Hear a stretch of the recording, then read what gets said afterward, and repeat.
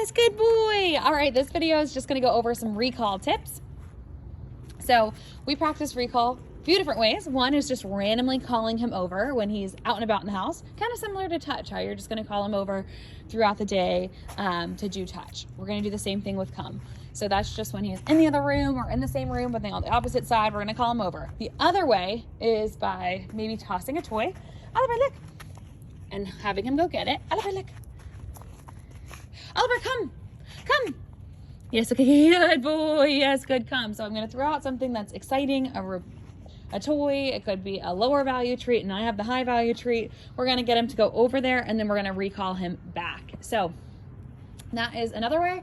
Or one of my favorite ways, but it does require two people, is to have someone stand on one side of the room or one side of the yard and then practice calling back and forth. It's what one of my other trainers, Alani, calls recall ping pong. And I love that name because they are just running back and forth between the two people. Now you can let them play or do other things in between, but essentially you are going to be having that back and forth between the two people calling him over.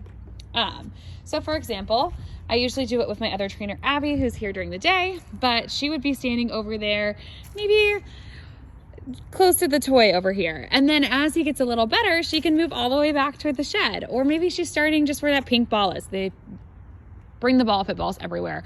We clean them up almost every day, but they come right back out. But anyway, so say he's here by this, she's going to stand there and we're just going to call him back and forth. Maybe we'll let him go run around and play other parts of the yard and then come back and call him. Maybe not. Maybe it's a true back and forth. Then as he gets a little better, we're going to go out to those balls and then we're going to go all the way up back by the shed. Whatever it is, you can increase that over time, which is another reason I really like that method. And it also gets him used to responding to different people. So those are the three ways. One, randomly calling him over. Two, throwing something out so he goes away from you and then calling him back and rewarding him once he gets to you.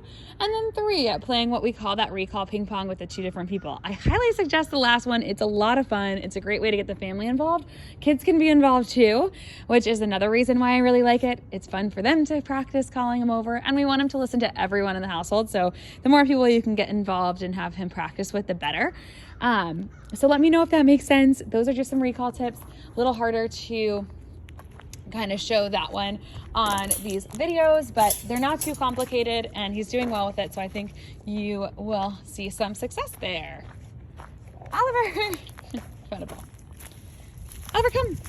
Yes. And he also just likes to follow me around. So it's a little bit harder to show on video there too. He's really engaged when we're outside, which is great. So, let me know if you have any questions. Oliver, come. Yes, good boy. His recall is really good, which I'm really excited about. From a safety perspective, recall is the most important one, in my opinion. We want to be able to get him back to us whenever necessary.